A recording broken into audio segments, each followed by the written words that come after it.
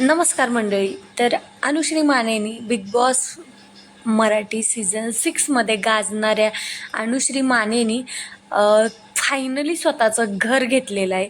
तिला स्वतःचं घरसुद्धा नव्हतं. भाड्याच्या एका छोट्याशा खोलीतून सुरू झालेला प्रवास आज इथंपर्यंत येऊन पोचला आहे.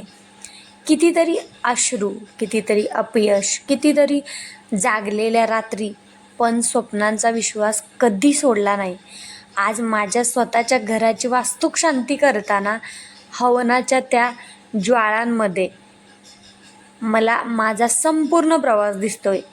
नवीन घरात प्रवेश केल्यानंतर अनुश्री माने भावूक झाली आणि साहजिक आहे, कारण कोणती मुलगी आणि ती मुलगी असून तिने इतकं छान काम केलं आणि ती मुलगी असून घराचा आधार बनले की पप्पा नसताना पण तिने स्वतः जबाबदारी घेतली आणि जबाबदारीनं ती वागली आणि खरं तर तिला बिग बॉसमध्ये खूप प्रेम भेटलं. बिग बॉसच्या अगोदर ती खूप दिवसांपासून ह्या इंडस्ट्रीत होती बरं का, चित्रपट इंडस्ट्रीमध्ये होती ती. तर तिला खूप प्रेम दिले लोकांनी आणि बिग बॉसमध्ये असताना पण खूप प्रेम तिला दिलेलं आहे. ती पुढे म्हणाली, हे घर फक्त विटा आणि सिमेंटचं नाही, हे माझ्या आईच्या त्यागाचं, माझ्या कष्टाचं आणि बाबांच्या आशीर्वादाचं स्वप्न आहे. आज मन भरून आले, कारण एकेकाळी डोक्यावर स्वतःचं छप्पर असावं असं स्वप्न पाहणारी मुलगी आज तिच्या स्वतःच्या घरात देवाचं स्वागत करते. बाबा तुम्ही आज असता तर सर्वात जास्त आनंद तुम्हालाच झाला असता.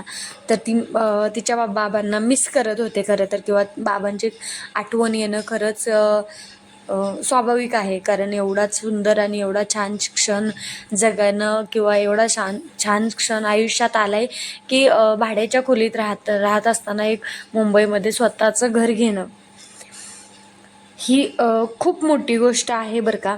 आणि तिने ती करून दाखवलं, तर खरंच तिचं खूप खूप अभिनंदन. आणि व्हिडिओ करायला थोडा लेट झाला, पण असो. तर तुम्हाला यावर काय वाटतं ते नक्की कमेंटमध्ये सांगा.